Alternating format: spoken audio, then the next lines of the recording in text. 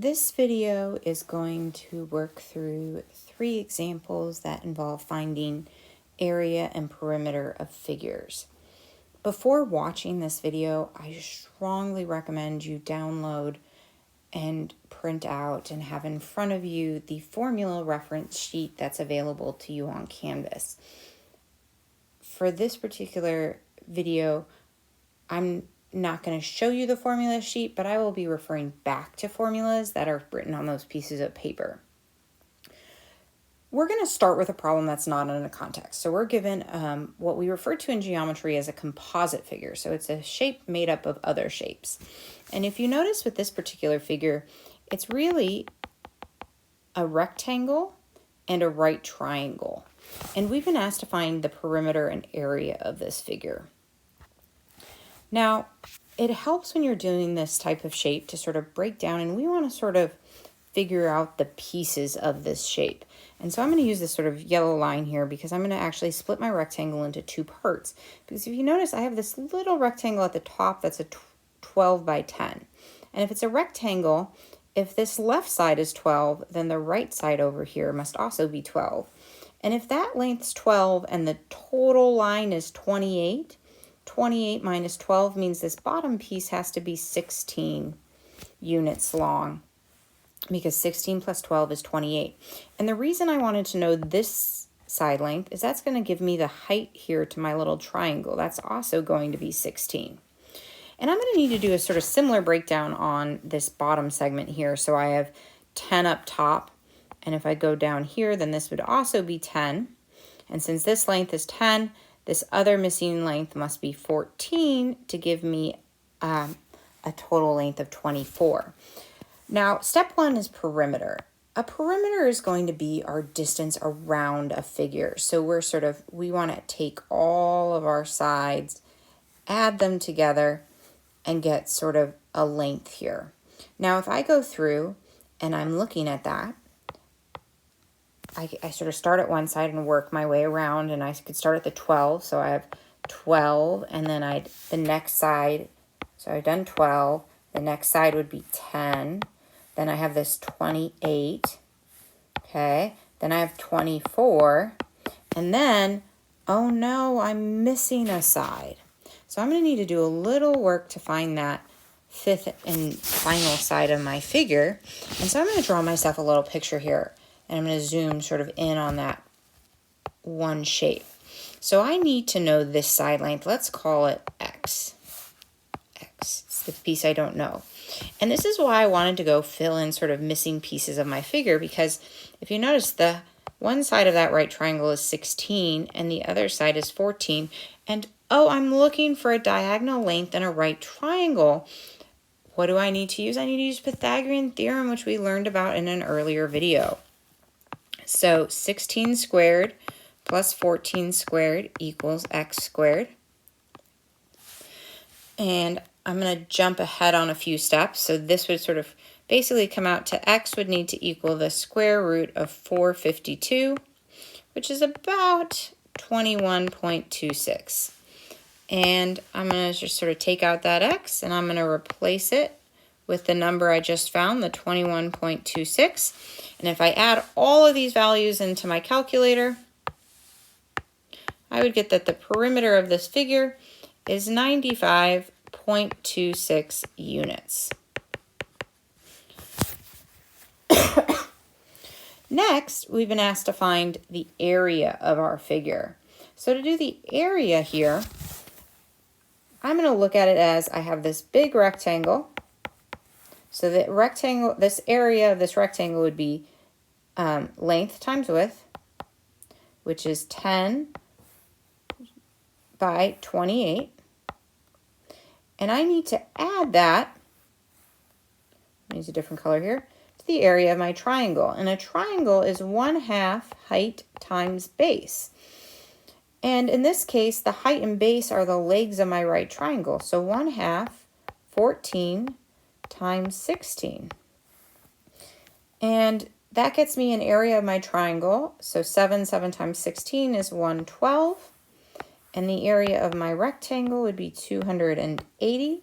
and added together gets me a total area of 392 square units. Since they weren't labeled, we're just going to call them squared units. So with composite figures, you really want to break them into parts. Perimeter, I'm not necessarily following any formula. I'm just adding up all my side lengths. And area, I want to break it into pieces that I do know area formulas for. And we're going to be using the same strategies when we find these things within contextual problems. So let's take a look at this very next problem, because we're going to have a composite figure, but we're going to be in a context this time. We have a window that consists of a 4-foot by 6-foot rectangle with a semicircle on top. And we want to figure out how much trim is needed to go all around the edge. So basically we want the length of that blue line there. And then we're going to figure out how much it costs. So step one is to get the perimeter. Well, let's start with that semicircle there. Okay, so I'm going to zoom in on it. So here's my semicircle. I really just need this piece of the semicircle. So the perimeter of a circle is its circumference, and circumference is typically found by doing 2 pi times the radius length. Now in this case, we're only dealing with a semicircle,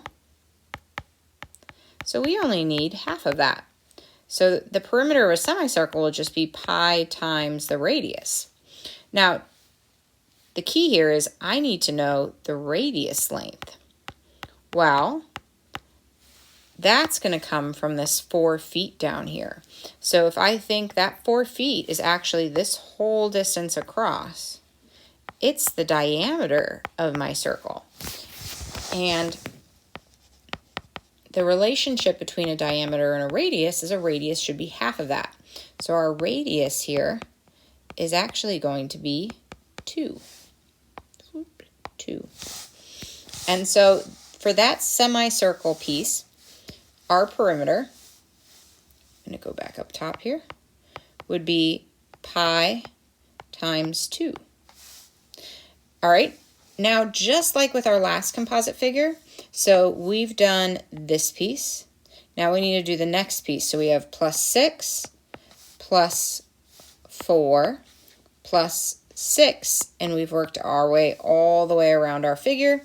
We're going to throw this in our calculator, and we end up with a perimeter of 22.28 feet.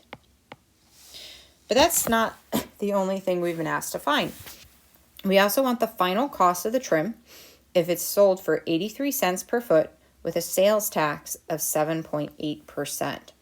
So cost per feet, so I'm going to call cost C, would basically mean taking my total feet, 22.28, and timesing it by the cost. And this is going to get me my pre-tax cost. And so if I multiply these two values, I would get a pre-tax cost, and this is rounded, $18.50. So this is pre-tax. So if I want to know how much that 7% tax is going to cost me, I take my pre-tax and I basically want 7.8% of that. Well, a percent is out of 100, so I'm going to turn that percent into a decimal. So we're now looking for our tax value.